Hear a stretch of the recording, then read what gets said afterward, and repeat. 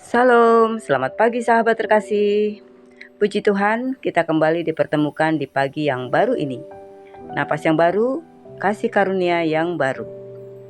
Sebelum kita memulai aktivitas hari ini, mari kita berhenti sejenak.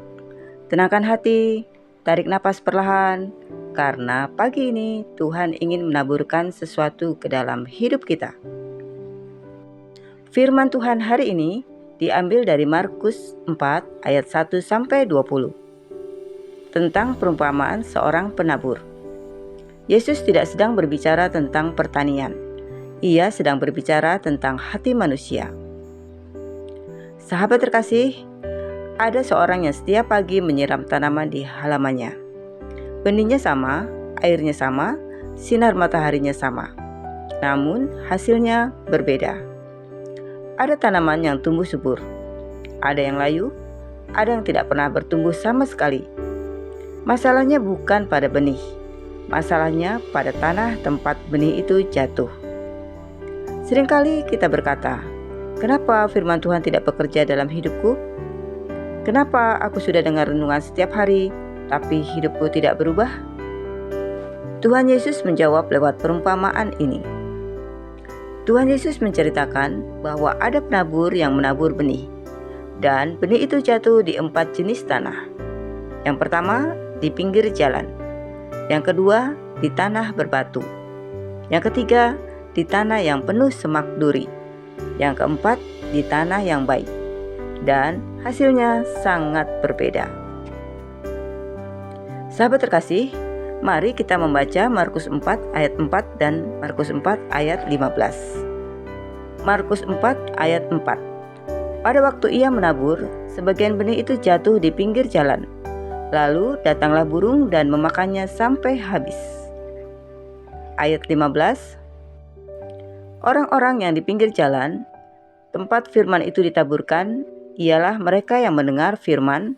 Lalu datanglah iblis dan mengambil firman yang baru ditaburkan di dalam mereka. Sahabat terkasih, Tuhan Yesus menjelaskan bahwa ada hati yang mendengar firman, tetapi firman itu tidak pernah tinggal. Firman masuk ke telinga, tetapi tidak turun ke hati. Hati seperti jalan umum, banyak yang lewat, tidak pernah menetap. Seringkali kita hadir dalam ibadah, mendengar renungan, bahkan membaca Alkitab, tetapi hati kita sudah penuh oleh kesibukan, pikiran yang bercabang, beban yang tidak kita serahkan kepada Tuhan. Firman Tuhan tidak kalah kuat.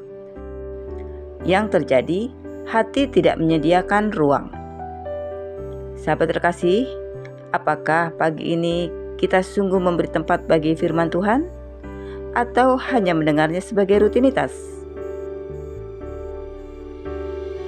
Yang kedua, di tanah yang berbatu, yaitu hati yang nakal.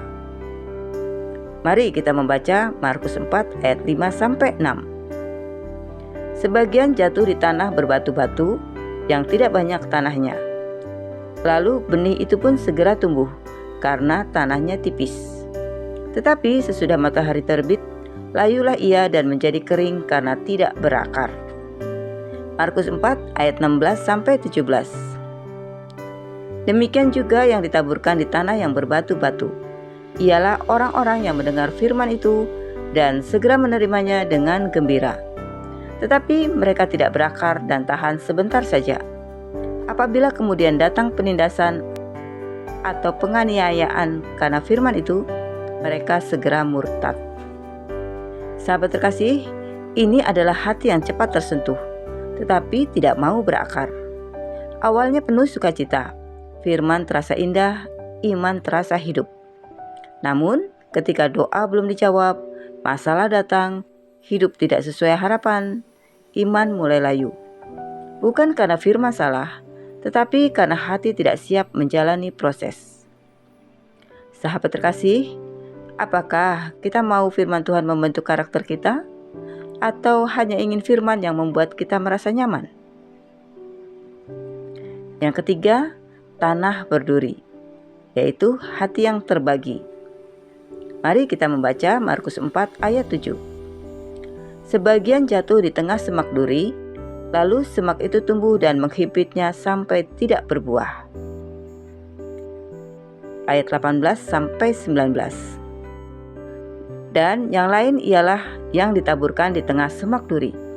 Itulah yang mendengar firman itu, lalu kekhawatiran dunia ini dan tipu daya kekayaan dan keinginan-keinginan akan hal yang lain masuklah menghimpit firman itu sehingga tidak berbuah. Sahabat terkasih, firman Tuhan sebenarnya bertumbuh, tetapi tidak pernah menghasilkan buah. Bukan karena firman lemah, melainkan karena hati terlalu penuh oleh hal lain. Kekhawatiran akan hari esok, ketakutan akan kekurangan, keinginan yang tidak pernah puas. Firman Tuhan bukan ditolak, tetapi dikalahkan oleh suara dunia. Sahabat terkasih, apa yang paling sering memenuhi pikiran kita hari ini? Firman Tuhan atau kekhawatiran kita sendiri? Yang keempat, tanah yang baik, yaitu hati yang siap dibentuk. Markus 4 ayat 8. Dan sebagian jatuh di tanah yang baik, ia tumbuh dengan suburnya dan berbuah. Hasilnya ada yang 30 kali lipat, ada yang 60 kali lipat, ada yang 100 kali lipat. Markus 4 ayat 20. Dan akhirnya yang ditaburkan di tanah yang baik ialah orang yang mendengar dan menyambut firman itu, lalu berbuah, ada yang 30 kali lipat, ada yang 60 kali lipat, dan ada yang 100 kali lipat. Sahabat terkasih, tanah yang baik bukan tanah yang sempurna, melainkan tanah yang mau diolah, yaitu hati yang mau ditegur, diperbaiki, dipimpin oleh Tuhan. Firman tidak hanya didengar, tetapi diterima dan dijalani.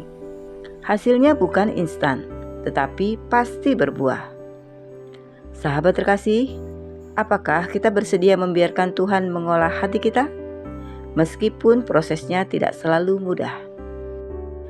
Sahabat terkasih, hari ini Tuhan menabur firman yang sama. Hasilnya yang berbeda adalah kondisi hati berbeda. Kabar baiknya, hati bisa diubah, tanah bisa disiapkan, dan firman Tuhan tidak pernah sia-sia. Sahabat terkasih, mari kita berdoa bersama.